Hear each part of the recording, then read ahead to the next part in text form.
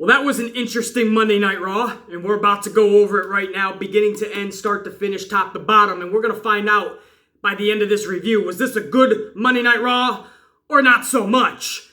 But I first just want to say this, because it has a direct correlation with my opening monologue, if you will, regarding Seth Rollins and AJ Styles. And what I want to say is about AEW. And when it comes to AEW, there are three different types of fans. There are those fans that look at everything AEW does and they love it. They think it's the next big thing. They think that every talent that AEW signs, every announcement that they make is the second coming of Christ. That's how they treat it. And then there's the group of fans that are more of the realists. They want to see AEW succeed, but they know it's going to take a long time. They know it's going to take a while for AEW to find itself, find out what the company truly is and who they are. Growing pains, if you will. And then there's the group that does not want to see AEW succeed at all because they just don't care about them. They're WWE faithful and they're sick of hearing about AEW. They're going to fail miserably. They're just another indie promotion. Whichever category you find yourself in when it comes to AEW, there's one thing that none of us can deny any longer. And that is the fact that Vince McMahon is absolutely making decisions. Not all of them, absolutely not. But decisions are being made. Big time matches are being created as a direct effect from AEW in what they're doing already. When you look at what is going to happen May 25th in Vegas at MGM with Double or Nothing, and you know that Chris Jericho is in one of those main events with Kenny Omega, and then you know and you find out if you're Vince McMahon that Dustin Rhodes, Goldust, will be taking on his brother Cody. That is the match right there that if you've studied Vince McMahon for the last 3 decades like I have, you know that irks him. Because Vince McMahon, he takes this weird ownership role over human beings. He truly looks at Cody as nothing more than stardust. I truly believe that. And you're his creation. And I truly believe he looks at Dustin as gold dust. And just as Goldust, he's my creation. And here they are at another promotion that's actually got legit buzz. And you think Triple H and Vince McMahon don't A, know about this, and B, aren't keeping their finger on the pulse of this whole event, of this whole organization, for Triple H to go out there at the Hall of Fame and throw that many jabs at them? Yeah. It's the old saying, do I have your attention now? Oh, they got Triple H and Vince McMahon's attention now. And you know that this double main event is happening with Chris Jericho, Goldust. These are people that Vince McMahon likes to believe he created. Vince doesn't care what Jericho did in WCW before he got to WWF/E. To Vince, he put him on that pedestal. Dustin Rhodes is non-existent. That's Goldust. So now, this event, now that it has characters that Vince McMahon actually knows quite well, he's going to give you something to counter that. He's going to try to steal the buzz away. He's going to give you something like AJ Styles versus Seth Rollins 6 nights before Double or Nothing Saturday night. 6 nights before at Money in the Bank, May 19th. He's going to give you that dream match, that bucket list match. You think that was just thrown together last second? Rushed for no reason? No, that's easily a SummerSlam match, but a WrestleMania match. Even better. Now you could absolutely say you saved SummerSlam for more of a face versus heel type thing, right? But who? Drew McIntyre versus Seth Rollins? I've already seen that 76 times through 2018 into 2019. I don't need to see Drew McIntyre and Seth Rollins anymore. So what's your next big match? Baron Corbin versus Seth Rollins. Oh, please, give me that for SummerSlam. So you can say you want to save a more traditional heel versus face for SummerSlam, and that's obviously what they're going to go with. But Styles and Rollins, we all knew was going to be saved for something huge. Well, this is where Vince McMahon felt he needed it. 6 nights before AEW unveils their big Double or Nothing event on that Saturday night, 6 nights before, Vince is going to make sure you're talking about Styles and Rollins. And for yours truly, that is a bucket list match, a dream match. I am literally, and I hope they keep this one-on-one, and Vince doesn't decide to go nutty on us in the next couple of weeks and make this a triple threat or fatal four. Because I'm buying tickets. I'm headed up to Hartford. I'm leaving Penn Station. I'm taking the 2-hour voyage, and we're going to Hartford, Connecticut, and we're going to witness that in person. Rollins, Styles. That is one of the very few matches left in this world that I want to see. That I need to see. And after last night's Monday Night Raw, it is official. Again, Vince changes his mind like a 5-year-old picking out his ice cream. He doesn't know what the fuck he's doing. Every day it's a new thing with him. Every minute he could be changing his mind. I hope this doesn't go triple threat fatal four. You keep this Styles and Rollins. And for anyone who's saying BC, don't you think they should have saved it for something bigger? Guys, it's a face versus a face. We don't necessarily need a multi-month storyline feud with these two because there's only so much you can do. Even if you're getting immensely creative, it's Styles and Rollins. What you see is what you get. And we know what this consists of. This is about what's going to happen in that match, in that ring. The next few weeks in the storyline, this is just about them,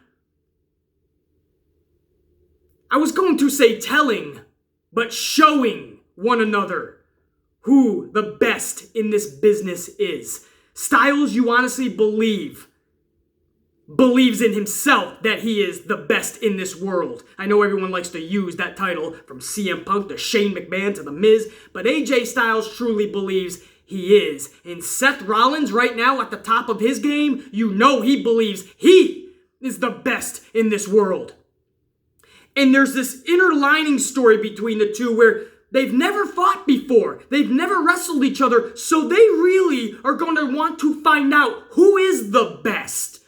There's going to be this little thing between them like, I can beat you. Can't I? I'm going to beat you. I think. It's a little bit of like, I know I'm better than you, but is there this inner lining doubt that lies beneath the surface? That's the story over the next couple weeks, and you don't need more than a couple of weeks to tell it. It's a face versus a face, and to the levels of Rollins and Styles, we're good. So no, I didn't need to see this at SummerSlam or WrestleMania because I've seen Vince McMahon fuck that up in the past. They waited for Shinsuke Nakamura versus AJ Styles at WrestleMania, and that became a shitfest. Because it got WWE watered down on their main stage. They didn't want it to overshadow other matches. They didn't give it the time it deserved. It was watered down. SummerSlam's going to be bulked up too with another 15 matches. It'll be watered down. Give us this at Money in the Bank, where maybe Vince will dial it down a little bit within himself and let them dial it up in the ring. If he keeps this one-on-one, this is a take my money scenario. Legit, like literally take my money because I will be showing up in Hartford, Connecticut. I'm giving this one more week. I think if it's going to be changed to a triple threat or fatal four, we're going to find out by next Monday night because after that, there's only 2 Raws left before the pay-per-view. So I'm going to give it one more week. If it is still Styles versus Rollins by the end of next Monday night, I'm getting my tickets to Hartford, Connecticut Money in the Bank May 19th. There's no question about it. Because that is a bucket list dream match. And again, there's all this debate. Is Vince doing this because AEW is 6 nights later? No way, man. He doesn't even know about AEW. He doesn't care. No, trust me. If it wasn't Jericho alone, once he found out Goldust was taking on Stardust, because again, that's how he looks at it. He doesn't look at it as Cody versus Dustin. He looks at it as his creations. Oh, he's going to try to take and steal all that spotlight right back to where he feels rightfully belongs, at WWE's Money in the Bank. And what better way than to give the wrestling fans that they know AEW is going to consist of? AEW's main niche is the actual fan that loves the in-ring competition. Maybe not so much the glitz, glamour, and entertainment, the in-ring competition. Vince and Triple H are getting together and saying, yeah, what if we give them Styles versus Rollins? That would take some of the thunder, some of the lightning out of their event. Again, if you followed Vince McMahon for the past 3 decades very vividly with a great deal of attention and focus and detail like I have, that is exactly why this match is being put on at Money in the Bank. I assure you.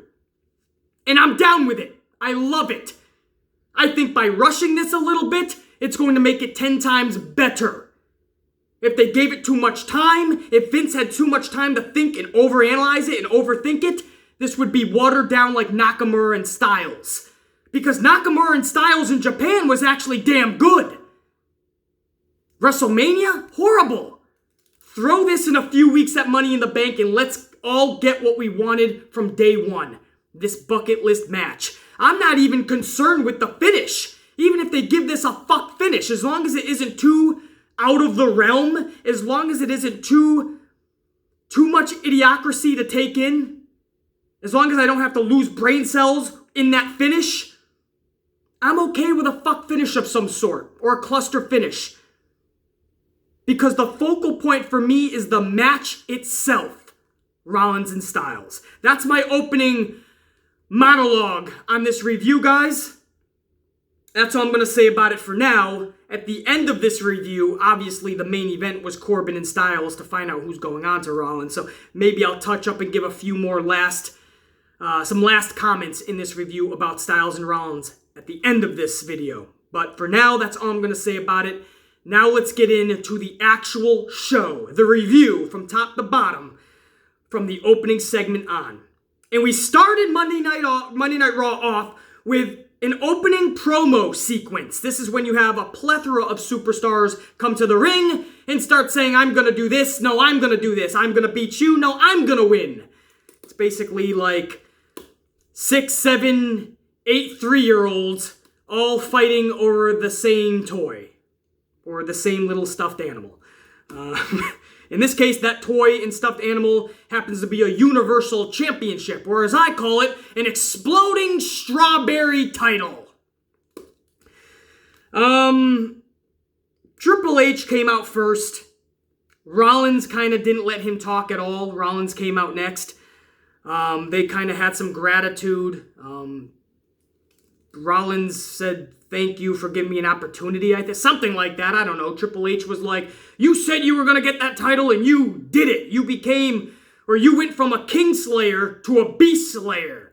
And they had it was a hug fest and a handshake fest. And the only thing left to do was go into the back and shower together. I don't know what the fuck they were trying to prove. Then out comes Samoa Joe, then Rey Mysterio, then Drew McIntyre, then The Miz, then Baron Corbin, then AJ Styles. All 6 of these individuals in the ring with Seth Rollins and Triple H, those 6 that I just named, they were going to be in 2 separate triple threat matches for later in the night. The winners of those 2 triple threat matches were then going to take on each other in the main event of Raw, and the winner of that was going to go on to take on Seth Rollins at Money in the Bank. That was the structure of this Monday Night Raw and the whole reason for the opening segment. So it was almost like a little mini tournament. I hate schmaz matches, even triple threats. If it's one more person than a one-on-one, I call that a schmaz and I don't like them. However, because there was some structure, maybe I can get into it. Only time will tell. And in this scenario, you have to get me interested. Well, time finally told the Amplified Man that I was actually semi-into this, because that whole opening sequence kind of got me into it. Not only did it pump up the Seth Rollins match at Money in the Bank with one of those individuals, and secretly we were all hoping, and maybe outwardly we were all hoping it was going to be Styles to win it all, but not only did it do something for that Money in the Bank match, but it actually it showcased every individual in a much more realistic, believable way. Like, not only were they saying, I'm going to win my triple threat match, and then I'm going to go on to the main event and win that match, and I will go on to take on Seth Rollins at Money in the Bank. Not only did they just say it, but you felt that they believed it. There was a realism in those promos. And they were all looking at each other like, no, this is my time. And they're all surrounding Seth Rollins, who finally grabs the mic and says, I understand you're all gunning for me.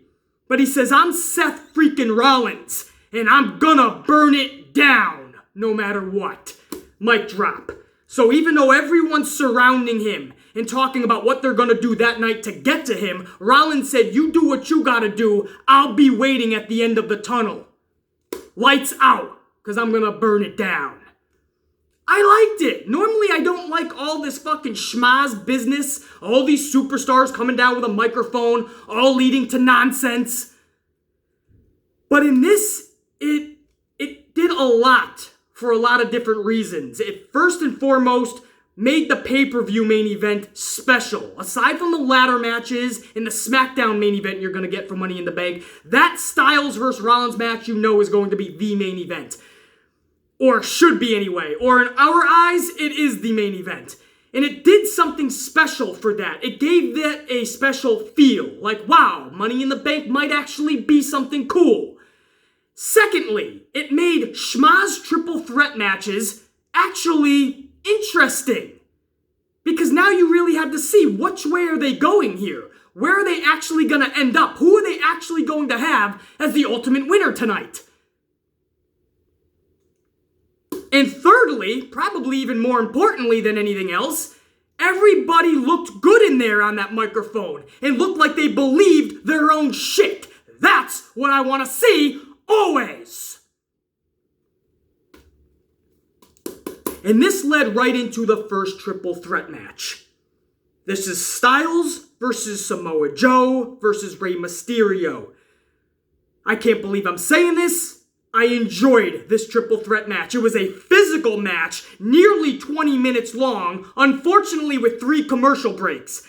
It ended with a Styles clash on Mysterio onto Samoa Joe, if you can visualize that. Then Styles throws away Mysterio to the side, and he covers Samoa Joe. 1, 2, 3.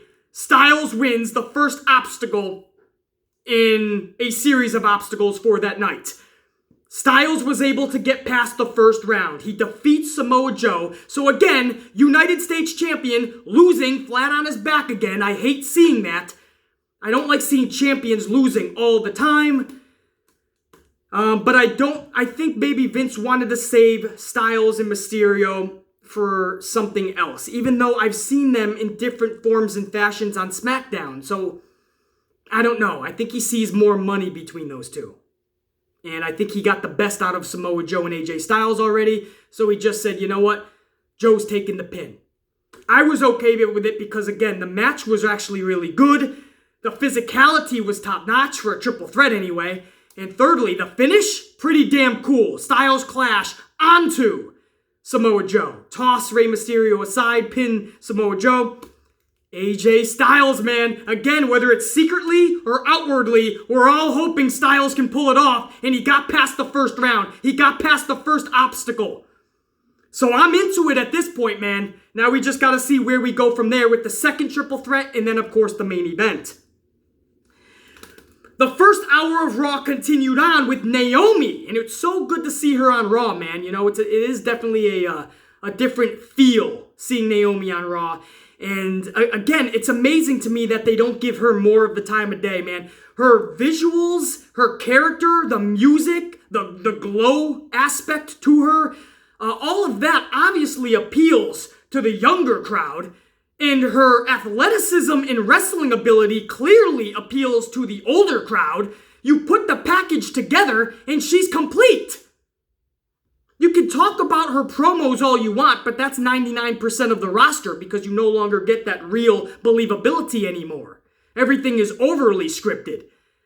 So if you're going to say Naomi lacks in that area, then you're going to have to say 99% of the roster lacks in that area. But Naomi is a package. She won last week She won this week. It's a little bit of a win streak. I hope they keep this up and lead to something bigger. But it's WWE and Vince. Don't hold your breath. This match was a 2-minute match. If that, I may be being generous.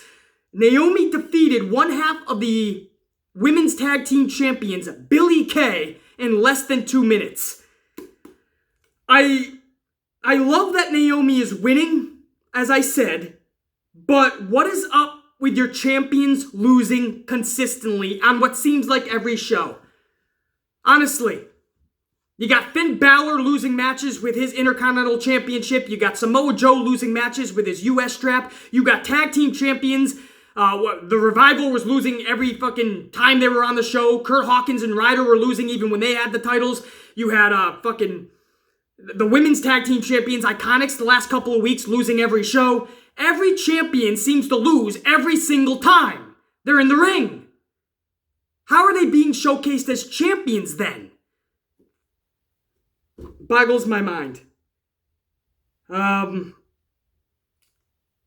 With the Iconics, it was simple. It's like I told you guys last week. Just have them in those jobber matches, just like they did the night after WrestleMania when they said they went out and found Brooklyn's best talent, and it was 2 local women jobbers. And they had fun with it, and that really plays up who the Iconics should be as characters and what they are. We know they're not the best wrestlers, but they get by cheating. They're overly obnoxious. They're overly annoying, and they get to you mentally. More so than physically, and that's how they win a lot of their matches, but it works. That's the story that tells itself. Why fuck with the formula? That works. Last week, they should have been out there with more jobbers and said, I'm trying to find whatever local talent, the best talent, we found it. And they do the same thing. And then this week, and that's their storyline, that's their shtick. And when they get to the pay-per-views, they actually have to take on real competition, and that's what really gets fun. No. Let's throw them in there and have them lose every week against actual talent so people really look at the Iconics and say, they're not champions, they're chumps. I actually don't mind the Iconics. Start utilizing them correctly. But again, if you're going to say that about them, we can say that about 99% of the roster. So the whole thing is a fucking mess, as in the company. So that was the 2-minute match with Naomi and Billie Kay. Naomi picks up the victory. The best part about this match was lots of talk about Starbucks. The Iconics came down, and in their promo, they mentioned Starbucks, ordering Ventis and Grande coffees, and all of a sudden, Corey Graves mentioned Starbucks, and Renee Young's like, you know my Starbucks order, or some shit, man. I was like, fuck, put me in this discussion, man. It made me want to run out and get another one, even though I just finished a Venti at the time. Anyway, the first hour concluded with a little Bray Wyatt vignette. And it was another good one, man. These things looked really cool. At the time, I just hoped he got the rocket strapped to his back upon arrival. Because the dude deserves it. And he needs a solid push. That character needs a solid push for sure. That's what I was thinking while I was watching that vignette to end the first hour of Raw. I was just thinking, when that character comes back, man, they need to strap the rocket to his back. Little did I know what I was about to witness an hour and a half from there.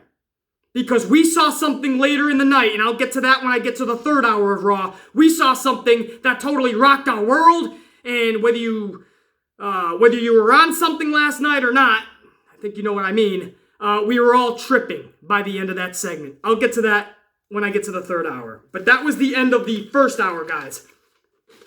Now we go on to the second hour of Monday Night Raw. And with the second triple threat match of the night. Now a reminder, the first triple threat match was won by AJ Styles. This triple threat match consisted of Drew McIntyre versus The Miz versus Baron Corbin. The winner of this match goes on to take on Styles. Later in the night at the end of the third hour in the main event, the winner of that match gets to go on to take on Rollins. This triple threat match, again, I can't believe I'm saying this, just like the first triple threat match, I actually enjoyed it. This was another physical triple threat match, second one of the night, roughly 17 minutes long, and I can't believe I'm saying this. This was actually better than the first triple threat, and that consisted of Mysterio, Joe, and Styles. But something about Drew, Miz, and Baron in that match, there was just believability in what they were doing. There was a realism, like they actually wanted and needed to win that match. So much was on the line. And you saw that with their motions and movements and their sequences. Everything was on point. I felt they were rolling and flowing on all cylinders. And I felt like, I don't want to say it was magic or perfection, but the physicality and the believability made it almost seem as such.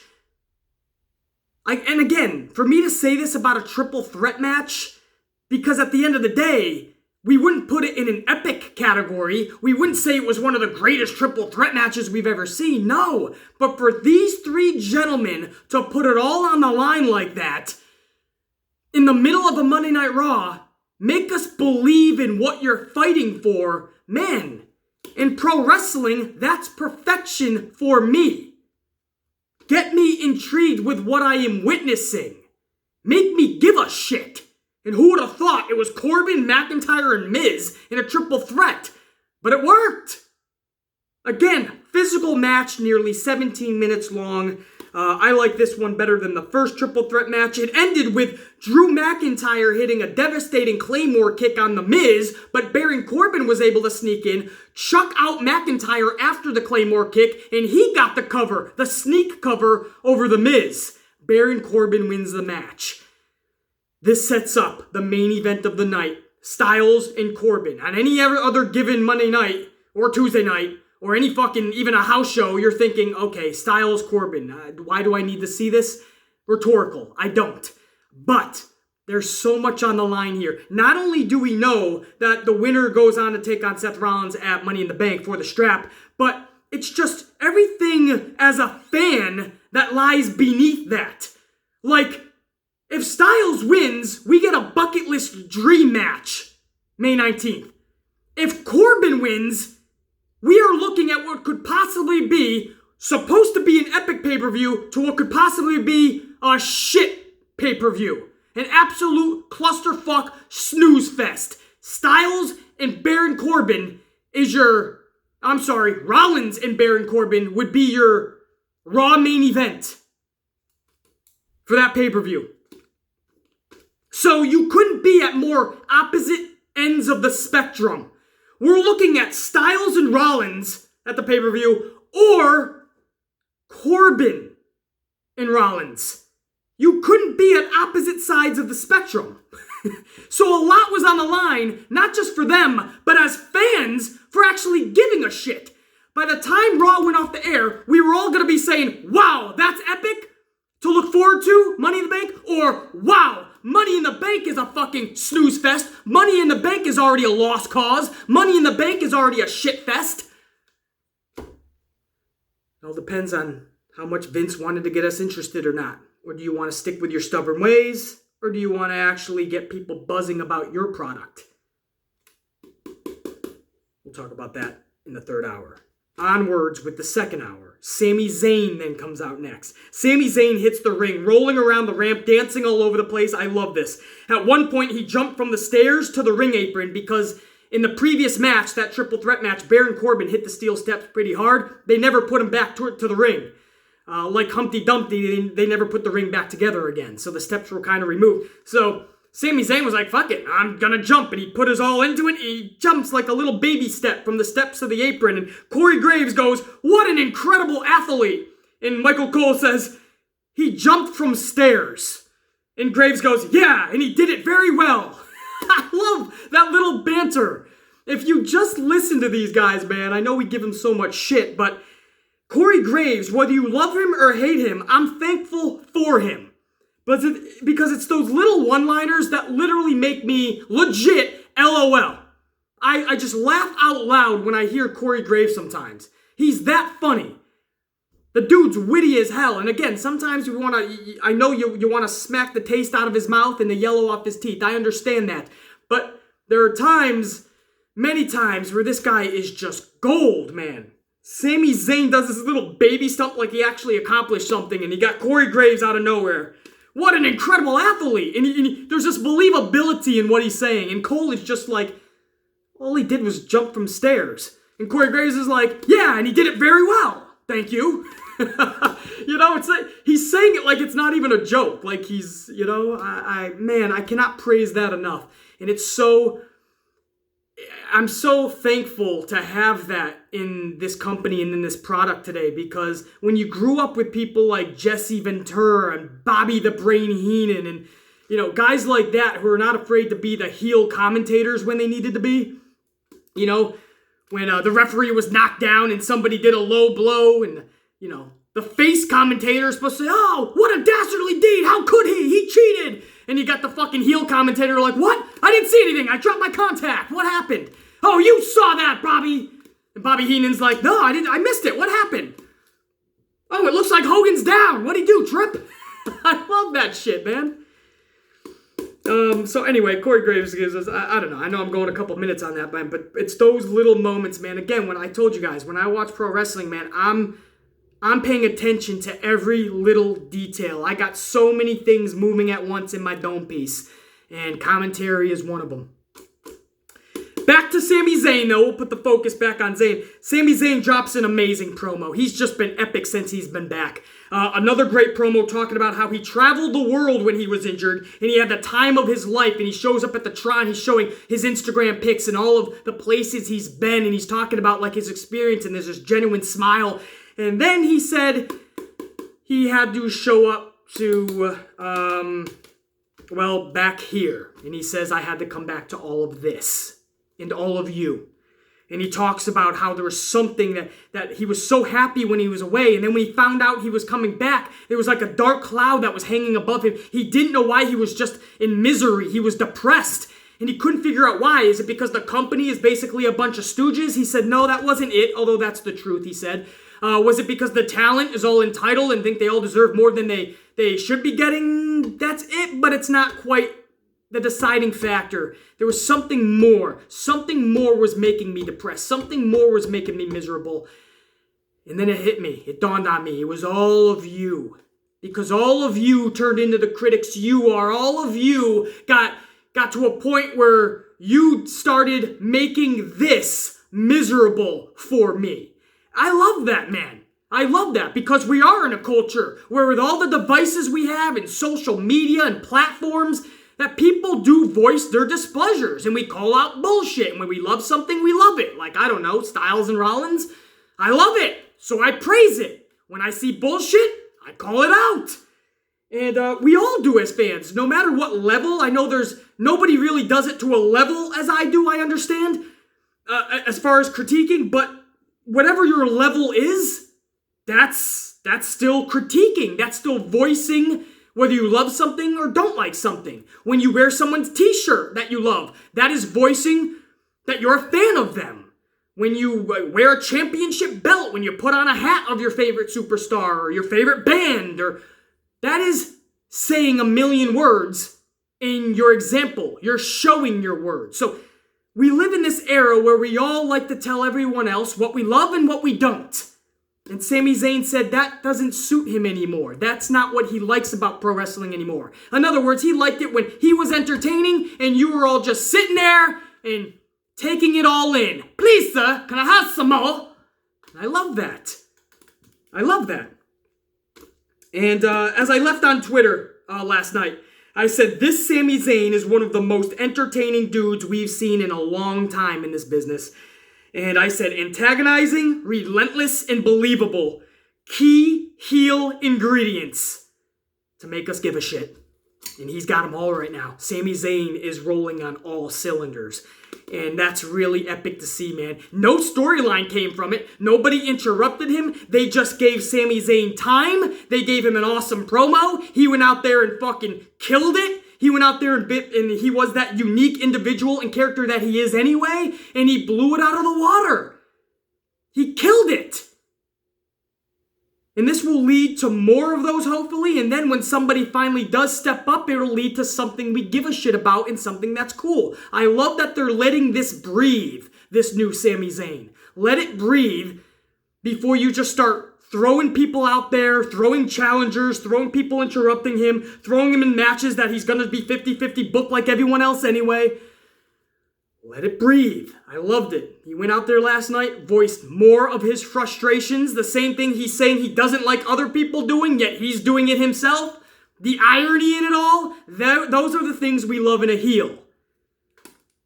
When we see the bullshit that they're dishing out, but they refuse to or don't want to believe it themselves. That's what makes a true heel legit. Hour number 2 proceeded with Cesaro defeating Cedric Alexander. That's great for Cesaro. I love seeing him away from Sheamus. I like both Cesaro and Sheamus. I just hated the fact that they were thrown together in a tag team because I hate when people are thrown together in tag teams. Bottom line, I hate that shit.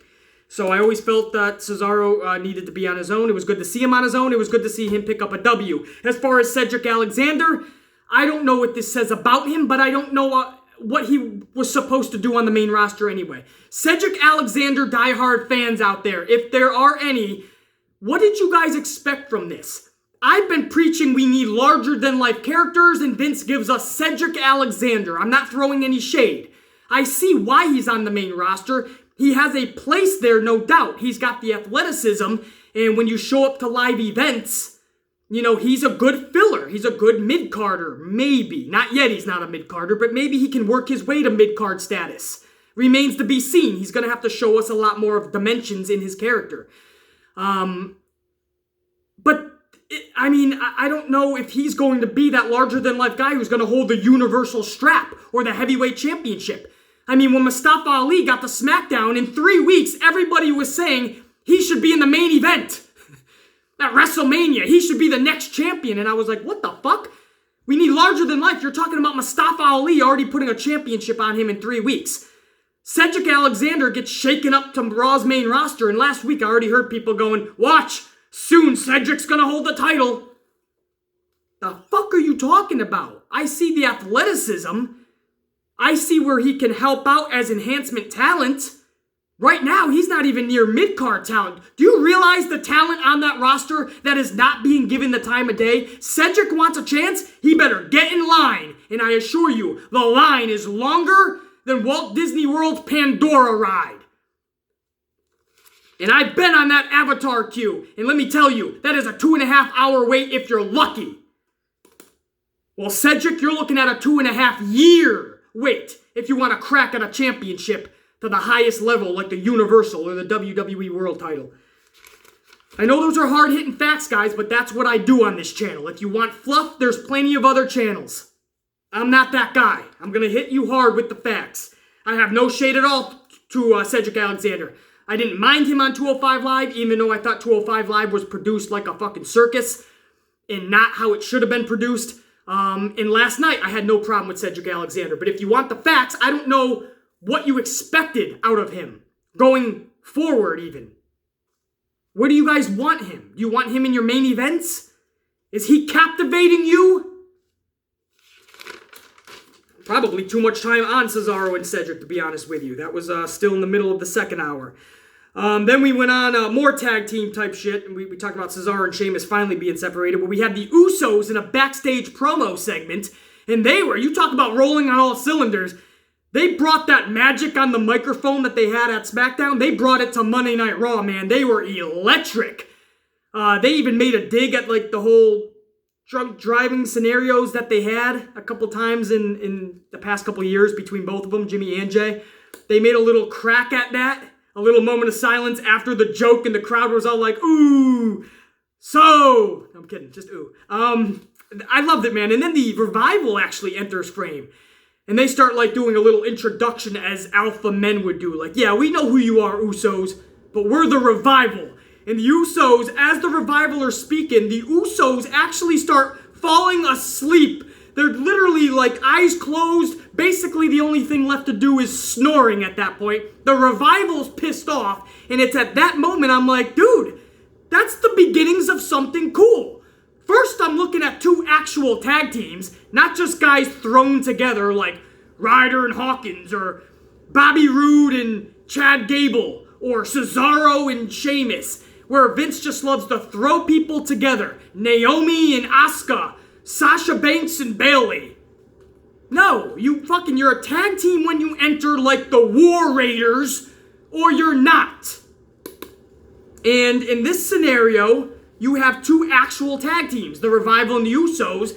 You just had an awesome backstage segment with the two. That gets somebody like me saying to themselves, I'd like to see more of this Revival and Usos feud. Beautifully done. Just a little backstage segment, and it was beautifully fucking done. That's all you gotta do. Lacey Evans came out, cut a pretty damn good promo on Becky Two Belts, actually. A man should always respect a lady, is what she tells Becky Two Belts. Becky Two Belts has a good, passionate response of her own, though, for Lacey Evans. And Becky Lynch tells Lacey Evans, listen, don't mistake my happiness lately with basically complacency. Like, I am ready, fully capable, and willing to do it tonight. Whoop your ass. Basically, I'm paraphrasing, but that's what she's telling Lacey Evans, and Lacey Evans is not backing down. I like this. Alicia Fox comes down. We have a little nonsensical Becky Lynch versus Alicia Fox match. And Lacey Evans sticks around, man. She's not backing down, you know. She plays this lady, but she's not afraid to get in there and mix it up with you. So, I don't know. That character is slowly starting to grow on me, and I think she's really dedicated herself to making it work. So, we'll see where it goes from there, man. I'm not going to throw the world at her yet like Vince is. I'll tell you that much. I'm going to call it down the middle. But right now, for what Lacey Evans has been given, whether you think she should have been given this or not this early, that's in the eye of the beholder. I would kind of agree with you guys. I would have liked to have seen other people in the spot right now. But you can't blame Lacey Evans for taking the opportunity that was given to her. Now we got to see if she sinks or swims. So far, she's swimming. We'll see. At the end of this match, Becky Lynch, Alicia Fox, this was weird. It was almost like Becky Lynch didn't know if she should do the disarmer. So she's looking around confused. Maybe Lacey Evans was supposed to get in there and throw a right hook on her and she missed her mark. In which case, everything I just praised Lacey Evans about, throw that out the window because she already botched that. But I don't know if that was the case or not, guys. So I'm not blaming Lacey. But it looked like Becky was expecting something. And then she's just fuck it. She puts on the disarmer. And Alicia Fox starts tapping out vividly, viciously, ferociously, and very quickly. Alicia Fox is screaming and tapping out. Lacey then gets in and delivers a right hook. It didn't even look like it landed, but it was a weird camera angle, so maybe it was just the Amplified Man. But it looked like she, swung and missed. And if you watch Becky Lynch, it was like a delayed reaction. She, looks up at Lacey after the punch and then falls on the ground. Like she's in some weird scene on a B-rated television show. She got shot with a rubber bullet, and then she's like, oh, I'm going to play dead now. It was weird, man. I don't know if Becky Lynch no-sold it or oversold it. There's a very fine line between the two. No-selling it, she literally just looked up at Lacey Evans and is like, all right, that's the best you got. I guess I'll fall for it. And overselling it is basically getting knocked out on your feet. So you got hit so hard, you're like, you didn't even move yet, and then you just fall to the mat. I don't know which one Becky was doing. I don't even know if Lacey Evans landed the punch or not.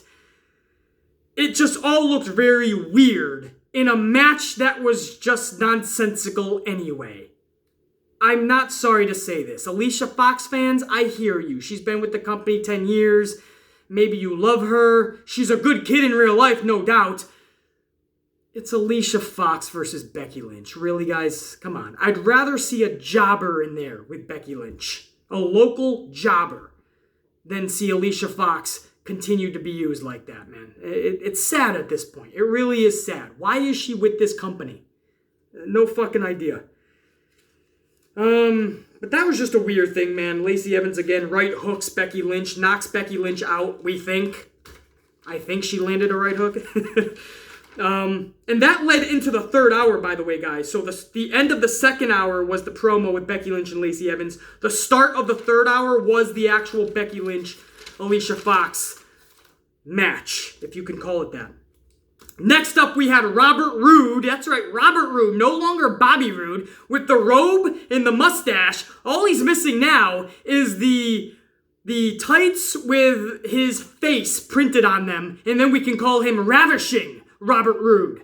Like Ravishing Rick Rude back in the day, because that's what he reminds me of with the mustache and everything, man. This seems to me like a Vince McMahon idea. We could find out that this was Bobby Roode and it was just his concept. This screams Vince McMahon, though. Like, I could see if Bobby Roode wanted to be called Robert Roode from now on. But the mustache, too, this is a direct kind of ripoff of Rick Rude. I'm down with it, no question. That's one of my 80 stars, beloved by the Amplified Man. But I don't know. I just find that correlation. I don't know. There is no but. I'm down with it. I like Ravishing Robert Roode or Glorious Robert Roode, whatever you want to call yourself. And I'm okay with you want to be a knockoff of Rick Rude. Because I know Robert Roode has talent to back it up. Remains to be seen where they go with that. I don't know, but it's great for the, well, let me talk about the match, man. This is what I don't like. Shit. See, why not just throwing him there again with a jobber or some shit? I'd rather this a jobber match. Why did you have to have him in there with Ricochet? Defeating Ricochet. I understand. He defeated Ricochet with a DDT. So, Bobby Roode, Robert Roode, I'm going to call him Bobby Roode, Ravishing Rick Rude. I'm going to call him everything but Robert Roode in the next couple weeks until I really get familiar with it. Watch. I'm going to call him Rick Rude so many times. Robert Roode defeated Ricochet with the DDT. That is great for Robert Roode. That's great for the reinvention and new identity of Bobby Roode into Robert Roode. And the dude definitely deserves one more solid push to see what he can really do on the main roster. So that's great for Robert Roode. For Ricochet, that is devastating. BC, it was just a loss in the middle of Raw. Guys, this was Ricochet. This guy should have been protected this early on in his main roster career. Because this guy is that damn good. He's too damn good to be 50-50 booked this early in his main roster career. He has a real chance to be something in WWE because he already is and was something in the WWE. You can call it NXT, you can call it what you want. This guy is special. And there's not a lot of individuals, not a lot of talents I actually say that about. This guy is something special, and he needs to be treated as such. He is amazing. And we saw him lose, flat on his back, 1, 2, 3, in one of his first one-on-one matches on the main roster, televised. Think about it. All the other televised matches have basically been tag team matches with Aleister Black. The shakeup just happened last week. And you're already seeing him lose 1, 2, 3 in one of his first, if not his first, singles televised match for the main roster. That is a fucking joke. 50-50 booking is a real thing in WWE and it kills superstars. So you may say that wasn't a big deal. My heart dropped at the end of that match for that poor guy. How the fuck are you gonna take a talent like Ricochet and 50-50 book him already? That's the one part of the show I can actually say was tragic and criminal, man. And aside from that, the show actually was far from tragic and criminal. Usually I'm saying the entire show is tragic and criminal. No, this show by this point had me interested. Still did. And it's good for Robert Roode, so it wasn't like a total loss. But fuck, man, we did not need to see, Ricochet did not need to see himself lose that match last night. There was no need for that, man. There was no need for him to do the deed to anybody. And then we went into fucking something so outrageous, so crazy, so bizarre, so fucking awesome, I think. Yeah, that's right, I kind of like this. This was called the Firefly Funhouse. I almost called it the Firehouse. Firefly Funhouse. I left a tweet last night over on the Twitter machine, and I just said, it's a good thing I no longer do drugs. Because I would be tripping balls right now after seeing that. That was my tweet. It's a good thing I no longer do, because honestly, seeing that, I would have been seeing crazy shit for the next 72 hours. Because that was insane, man. That was a trippy experience. Bray Wyatt returned in like a promo segment, kind of. I mean, it was a vignette of sorts. And he is in some crazy out of this world trippy Mr. Rogers neighborhood type shit. That's all I could think about was like Mr. Rogers gone totally evil. You know, if Mr. Rogers snapped one day, Bray Wyatt would be the residual effect. Or what is left in the wake of the former happy-go-lucky Mr. Rogers. It would be the evil, dastardly Bray Wyatt. It's so trippy. I loved it, man. Instead of all of Mr. Rogers' like Playhouse buddies, you had all of these freaky motherfuckers. The little thing that comes out of the Jack in a Box, it was like a puppet or some shit. Then you lead into his, I call it the Jigsaw puppet. You know, the dude from the Saw movies?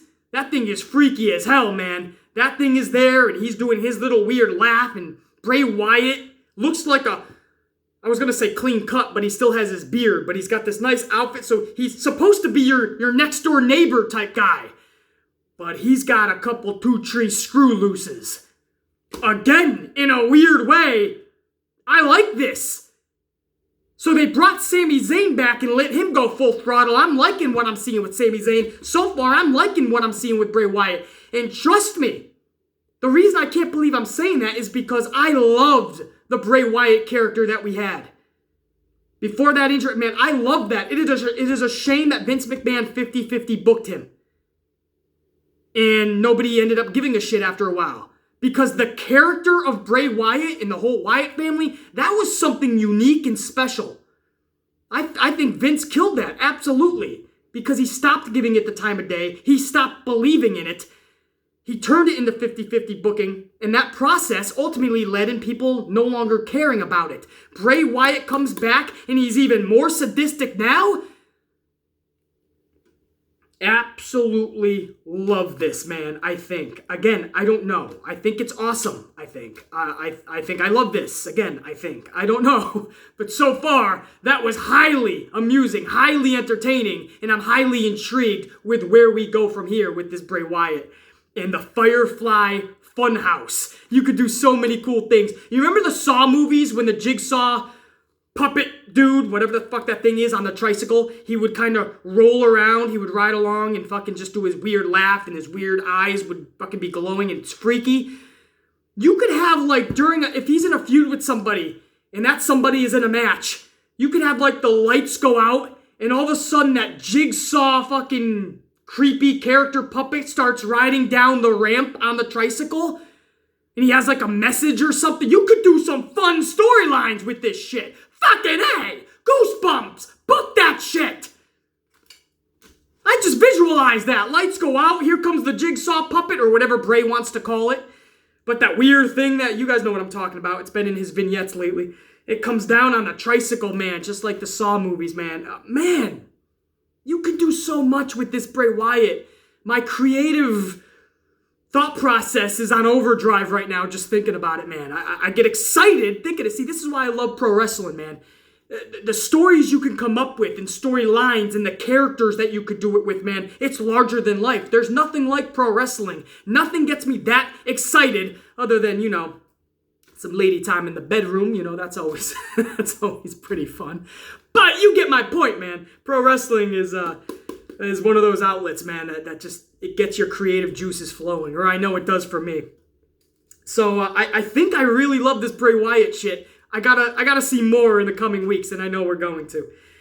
This led into Styles and Corbin in the main event. Don't need to speak too much more about it, because I already spoke a lot about it during this review. AJ Styles defeated Baron Corbin, and that was like that oh fuck moment. What? It's happening! And I just left on the Twitter machine, just in capital letters, man. AJ Styles, Seth Rollins. Finally, thank you, God. Capital letters, man. That's all I left. What to say, really, man. I don't want to speak too much on this until I really know that Vince is committed to this. And he's not going to make this some schmaz match. If this is legit Styles versus Rollins, I am okay with it at Money in the Bank. I'm okay with Rollins retaining his championship. I don't feel AJ Styles should be walking out of Money in the Bank with the strap. More than capable of doing such. It would be a badass moment. especially for me. I'll be in attendance, but I mean, Rollins just got it at Mania. I think this is definitely his time. Let's just all sit back and be fans and enjoy this match for what it is. Styles, Rollins at Money in the Bank. A pay-per-view with 2 kick-ass ladder matches, we hope, and a main event on SmackDown that we hope is going to be epic. We'll find out later tonight. Money in the Bank could be a dynamite card that they're going to try to capitalize and steal the thunder and lightning from AEW. That's evident. And I just hope Vince stays with Styles and Rollins, because that's the way you would try to do such. After Styles actually beat Baron Corbin, Rollins actually came down to the ring. They had an epic face-to-face, and that's when it all got real for the Amplified, man. They shook hands like a little show of respect, but that's what I mean. You saw the glimmer in their eye, like, I respect you. I gotta show you I'm better than you. And they both were kind of portraying that. So there's that believability, too, that's just epic. You can't teach that. You can't teach that. As good old Enzo would say. What the fuck's going on with Enzo, right? We all thought he signed with ROH once they jumped the barricade, which, like I knew from the beginning, that was all just storyline. And then we found out, no, they're already done with. They have no ties with ROH. Then we're hearing reports that maybe they do. Anyway, we start off with a Raw review. We start talking about Enzo Amore. You never know what's going to happen or what we're going to talk about in an Amplified review, but I can say that... Oh, fuck. That is it! That's the review for Monday Night Raw for Raw 4/22/19, April 22nd. Guys, this is nutty, man. I think the theme of this review has been, I can't believe I'm saying this. That's like the title of this review. I can't believe I'm saying this, but I didn't mind that Raw. I was entertained by that Raw. I mean, there was no epic behind the scenes or backstage, I should say. Behind the scenes. What are we, at a movie tour? There was no real epic backstage segments, so no stories were really evolving like they should be, but character development was happening last night. That's a plus. We didn't see a bunch of redundant rematches last night. That's a plus. Good entertainment. Good wrestling. That made sense. Physical. You believed in the story that was being told in the ring, at least. If stories weren't being told backstage, or as a whole, at least they were being told in the ring. So I'm just giving you guys a bunch of positives from last night. Sami Zayn continues to evolve his character. Bray Wyatt, it looks like, is going to be a fun character. Somebody left on my Twitter last night. I forgot exactly who it was. I apologize. But they left the perfect comment on one of my posts. And they just said it's like an evil Doink the Clown. And if you guys remember the evil Doink the Clown, that was the fun one. That was the one that was just, he tapped into a sadistic level that made kids cry. I love that. And you got to see Cesaro win a match again on his own and really start to take ownership of who he is, remember who he is. You got to see Robert Roode come into existence and try to find his own once again. Who else last night, guys? Naomi. She's getting her shine back, her glow, even though it was a 2-minute match. But she's on a winning streak. We'll take it. We'll see where it leads. 2 good triple threat matches. Who would have thought?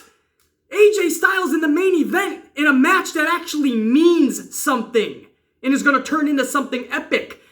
There's a lost art. What happened to those type of main events? Main events we give a shit about because there's something on the line. Something means something more at the end.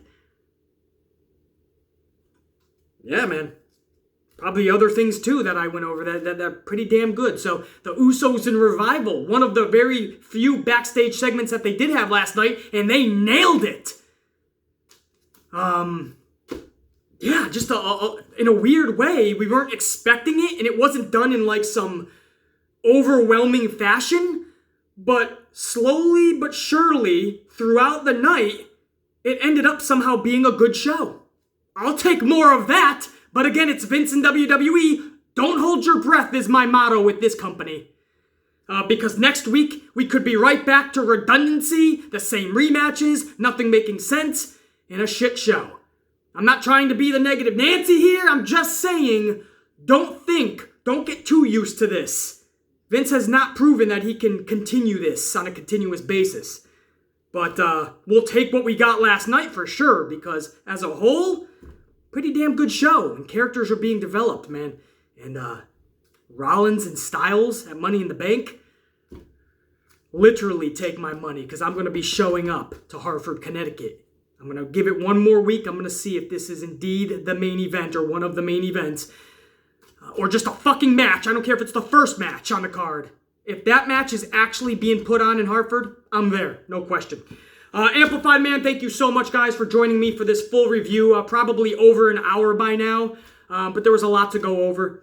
And we'll do it again tomorrow. Tonight's SmackDown, we're all going to watch vividly and with a great detail and focus. And we'll dissect it tomorrow and see where the blue brand is going for Money in the Bank. For now, I'm the Amplified Man. You know the deal. He's Mitch. Mitch! Good old Mitch, man. Anger, he's just fucking angry, but I'm sure deep down he loves you guys and has nothing but respect for you as well. So, for the entire cast of characters, take that, Bray Wyatt. I got my own fucking table funhouse here. Yeah. I don't know. They're looking at it, they're like, fun? What are you talking? What kind of fun are you having? He's getting ready for a baseball game. Brett still thinks it's 1996. Mitch just wants to be watered with some Starbucks, and Anger just wants to be left alone. Maybe it's not exactly a fun house. The Amplified Man, I'll see you guys tomorrow. For now, check you.